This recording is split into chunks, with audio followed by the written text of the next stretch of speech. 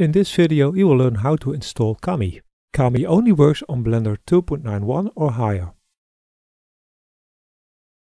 In the menu, under Edit, click on Preferences. Now click on the Add-ons tab and then click on Install. Use the file browser to search for the Kami add-on you just downloaded and click Install add-on. The add-on is installed but not yet activated, so let's do it by clicking on this checkbox. You can now close the preferences, and under the N panel, so click N, you can now find the Kami tab. If you want to know how Kami works, go to the tutorial in this YouTube channel. Bye bye!